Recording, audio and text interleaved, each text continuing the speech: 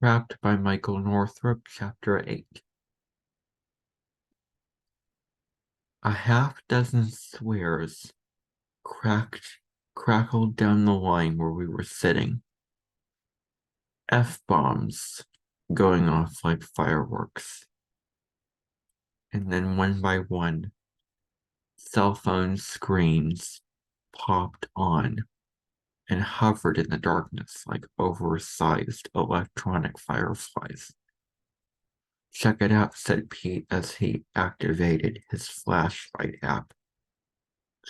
Faces faded in and out of view as he swung his phone in a wide semicircle. "Ow," said Julie after looking directly at it. "Jerk." He swung the beam back toward her, and they exchanged small, nervous laughs. When he turned it off, the hallway was dark again. The lines that brought power to the school from a substation a mile away had come down. They were lying somewhere in the snow, hissing and kicking, or just dead and buried. The power lines around here were thick and even ran underground in places. I guess the power company figured out that was cheaper than replacing them after every blizzard or ice storm. Of course, not all blizzards were created equal, and I wasn't surprised that this one had brought them down. I was surprised it had taken this long. I think we'd all been waiting for it.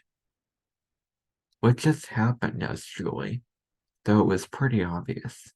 She wasn't dumb. She was just talking so she wouldn't feel alone in the dark.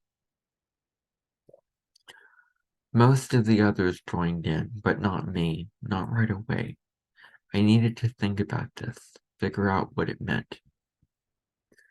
This was real isolation now.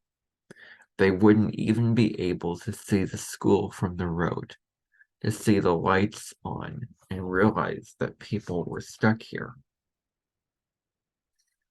Gozel would know where we were, but a man could get turned away easily in the dark in a storm like this. And this was absolute darkness. Wall into walls, trip over furniture darkness. I couldn't even see the big white face of the clock above the drinking fountain. The little electric hum it had been giving off this whole time had gone quiet. Its hands had stopped short in their slow crawl towards 7 o'clock. As far as it was concerned, time was standing still. It was winter now, and at this hour it would have been dark anyway. And on a totally overcast day like this, there wouldn't be any last rays.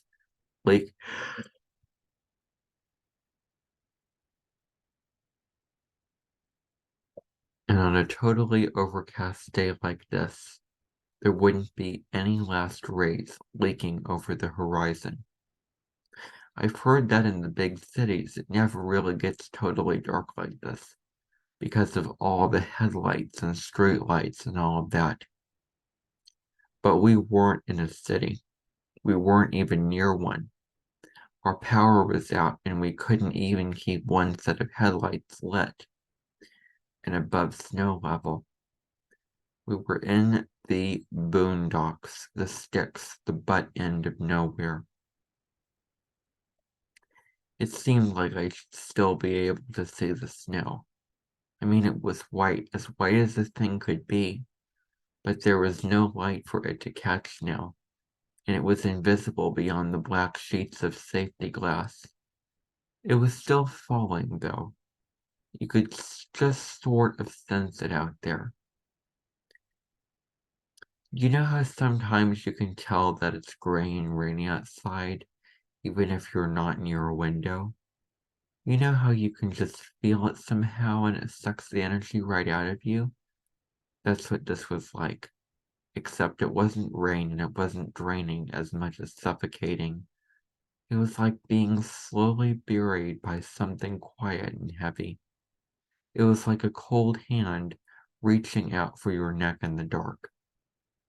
All I could see was the double image of the cell phone screens, floating along the wall and then reflected back from the hallway glass, as if our phantom doubles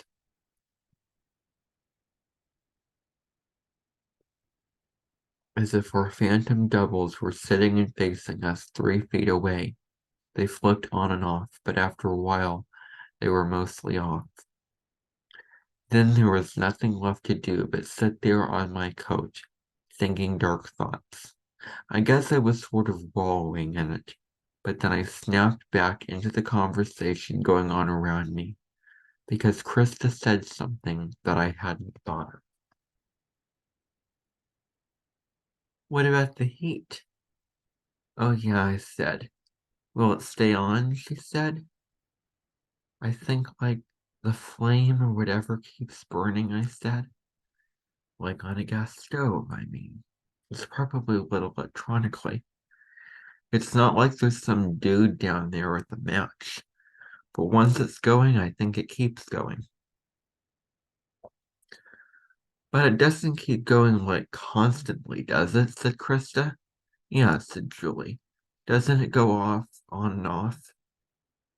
I thought about what I knew about furnaces. Or maybe it was a boiler. Not much. It seemed like the sort of thing people used to know about. I thought about the furnace at my house. How on cold days you could hear it click on. How it would sort of hum to life, and a few seconds later, the warm air would start rising up through the vents, and you might put your hand there, feel the warmth, and be glad to be inside. And then I thought about how it would click off a little while later, once the thermostat said its work was done. Yeah, I said, I guess. Well, will it start up again the next time it shuts off? With the power out, I mean? Is it on now? Someone else said. I wasn't sure who. Is anyone near like a vent or anything? No one was. I didn't think it will, said Jason. His dad worked on houses for a living. You don't think what? Said Krista. Think it will start back up again? She was talking to Jason now. Even in the dark, you could sort of hear which way she was facing. I don't think she knew about his dad, but she probably heard the confidence in his voice. It was the sound of someone speaking from experience rather than someone just thinking out loud. And I'm sure that Jason did know more about it than me. He was my friend, but it still sort of stung to be cut out of the conversation like that. I picture Krista's face, her eyes open wide in the dark, her soft body leaning against the hard wall. Yeah, said Jason. I think it's pretty much done without power. I mean, it's not electric heat, but it needs electricity for other stuff. I couldn't tell if Jason didn't know what that other stuff was, if he was just thinking out loud like me, or if he did, but didn't want to sit there explaining it to the rest of us. I tried to think what he might be talking about. Switches, fans, pumps. I had no idea. It made me think of some big old factory somewhere, like the kind of place where kids lost their fingers during the Industrial Revolution. Well, okay, said Pete. So it won't relight.